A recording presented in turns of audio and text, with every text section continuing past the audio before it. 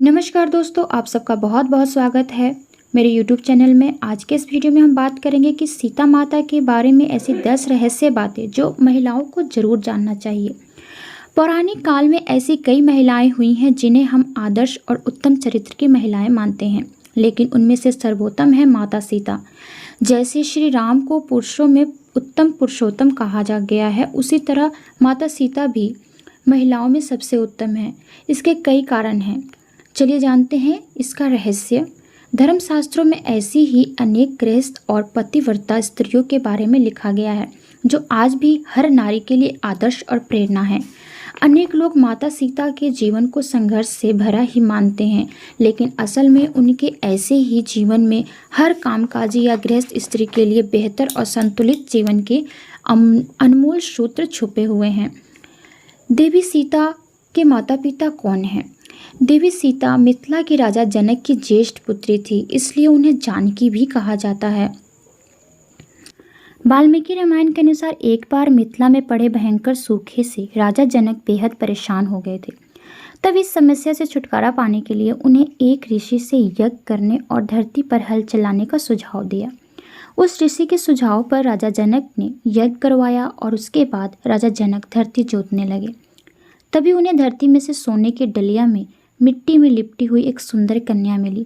उस कन्या को हाथों में लेकर राजा जनक ने उसे सीता नाम दिया और उन्हें अपनी पुत्री के रूप में अपना लिया।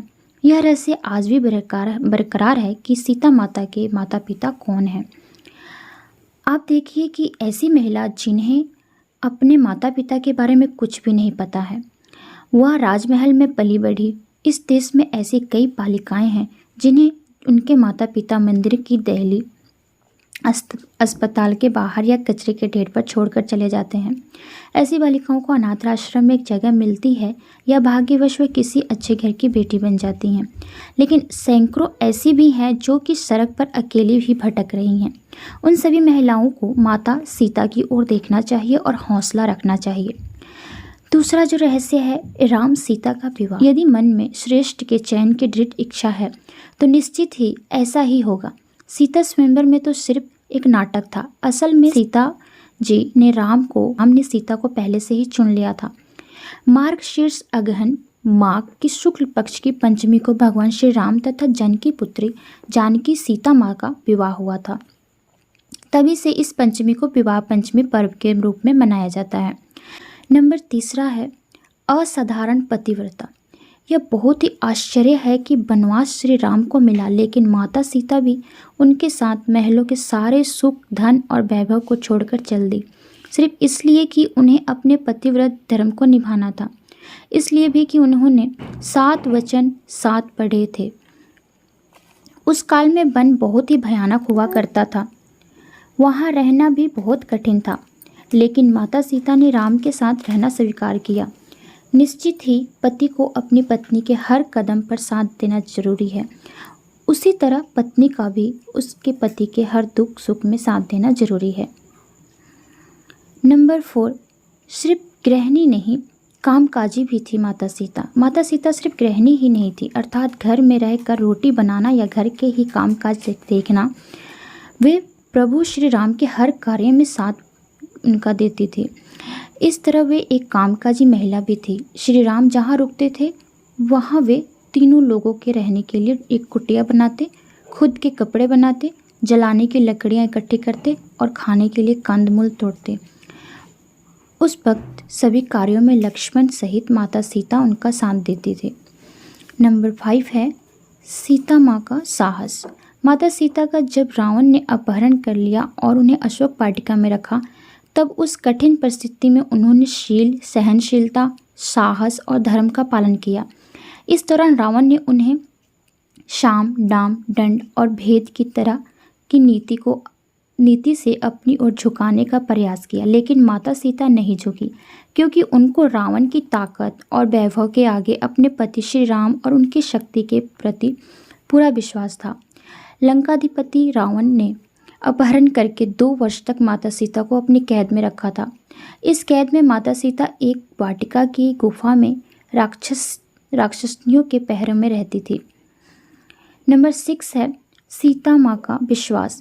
हनुमान जब लंका में अशोक वाटिका पहुँचे तो वे भगवान श्री राम की जो अंगूठी लाए थे वो सीता जी को दे दी। सीता माता बहुत खुश हुई। उन्होंने अपने कष्ट को व्यक्त किया और आशंका और निराशा भी जताई कि इतना विलंब कैसे हो गया राम को आने में।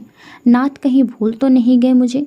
सीता के मन की ऐसी स्थिति जानकर हनुमान ने कहा कि राम को आने में थोड़ा विलंब हो रहा है। माता, यदि आपको लग रहा है कि वे समुद्र पार कर पाएंगे या नहीं तो मैं आज ही आपको लेकर राम जी के पास चलता हूँ। हनुमान जी ने उन्हें अपनी शक्ति का भरोसा और परिचय दिया। सीता हनुमान जी की शक्ति को देखकर आश्वस्त हो गई और समझ गई कि यह बानर तत्क्षण ही मुझे राम के पास ले जा सकता है। इसके बाद भी सीता जी ने कहा कि राम के प्रति मेरा जो समर्पण है वह संपूर्ण त्याग है। मेरा पतिव्रता का धर्म है।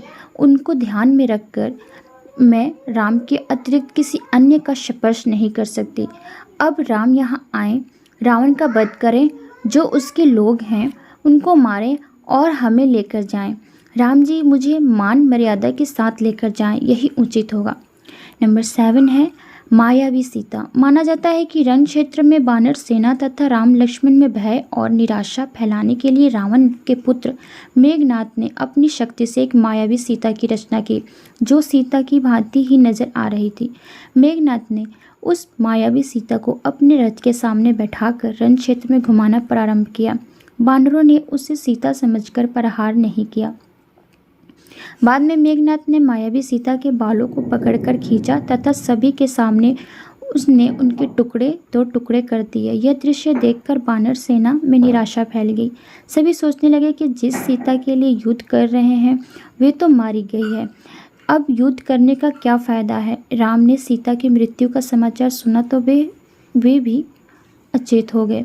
चारों ओर फैला खून देखकर सब लोग शोकाकुल हो उठे। यह देखकर मेघनाथ निकुम्भला देवी के स्थान पर जाकर हवन करने लगा। जब राम की चेतना लौटी तो लक्ष्मण और हनुमान ने उन्हें अनेक प्रकार से समझाया तथा विभीषण से कहा कि रावण कभी भी सीता को मारने की आज्ञा नहीं दे सकता, अतः यह निश्चय ही मेघनाथ की माया का प्रदर्शन है। आप निश्चिंत रहिए। बाद में कुछ दिन युद्ध चला और अंततः रावण मारा गया। नंबर 8 है सीता जी की अग्नि परीक्षा। माता सीता की अग्नि परीक्षा। सीता माँ ने अग्नि परीक्षा दी थी या नहीं दी थी, यह सवाल अभी भी बना हुआ है। यह भी कहा जाता है कि उन्होंने अग्नि परीक्षा दी थी, लेकिन राम ने सीता का त्याग नहीं किया था। जिस सीता के बिना राम एक पल भी नहीं रह सकते थे और जिसके लिए उन्होंने सबसे बड़ा युद्ध लड़ा, उससे वे किसी व्यक्ति और समाज के कहने पर क्या छोड़ सकते हैं। जब राम सीता जी को रावण के पास से छुड़वा कर अयोध्या ले आए तो उनके राज्याभिषेक से कुछ समय बाद मंत्री और दुर्मुख नामक एक गुप्तचर के मुँह के राम ने जाना कि प्रजाजन सीता की पवित्रता के विषय में संदिग्ध है, अतः सीता और राम को लेकर अनेक मनमानी बातें बनाई जा रही है। उस वक्त सीता गर्भवती थी। राम और अन्य से सीता से कहा कि समाज में बातें बनाई जा रही हैं, सभी कहते हैं कि अग्नि परीक्षा देनी पड़ेगी। माना जाता है कि राम और समाज द्वारा संदेह किए जाने के कारण सीता ने ग्लानि, अपमान और दुख से विचलित होकर चिता तैयार करने की आज्ञा दी। सीता जी ने यह कहा, यद्यपि मन, वचन और कर्म से मैंने सदैव राम को ही स्मरण किया है तथा रावण जिस शरीर को उठाकर ले गया था वह अवश्य था, तब अग्निदेव मेरी रक्षा करें। और फिर सीता माता ने जलती हुई चिता में प्रवेश किया। अग्निदेव ने प्रत्यक्ष रूप धारण करके माता सीता को गोद में उठाकर राम के सम्मुख प्रस्तुत करते हुए कहा कि वे हर प्रकार से पवित्र हैं। इस अग्नि परीक्षा के बाद भी जन समुदाय में तरह तरह की बातें बनाई जाने लगी। तब राम के समक्ष फिर से धर्म संकट उत्पन्न हो गया। 9वां है वाल्मीकि आश्रम में माता सीता जी जब गर्भवती थी तब उन्होंने एक दिन राम से एक बार तपोवन घूमने की इच्छा व्यक्त की, किंतु राम ने वंश को कलंक से बचाने के लिए लक्ष्मण से कहा कि वे सीता को तपोवन में छोड़ाएं। हालांकि कुछ जगह उल्लेख है कि श्री राम का सम्मान उनकी प्रजा के बीच बना रहे, इसके लिए उन्होंने अयोध्या का महल छोड़ दिया और वन में जाकर वे वाल्मीकि आश्रम में रहने लगी। वे गर्भवती थी और इसी अवस्था में उन्होंने अपना घर छोड़ा था। वाल्मीकि आश्रम से सीता ने लौ और कुश नामक 2 जुड़वा बच्चों को जन्म दिया।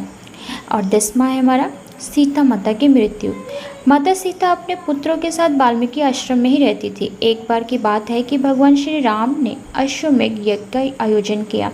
उस यज्ञ में वाल्मीकि जी ने लौ और कुश को रामायण सुनाने के लिए भेजा। राम ने दोनों कुमारों से यह चरित्र सुना। कहते हैं कि प्रतिदिन वे दोनों 20 सर्प सुनाते थे। उत्तरकांड तक पहुँचने पर राम ने जाना कि वे दोनों राम के ही बालक हैं।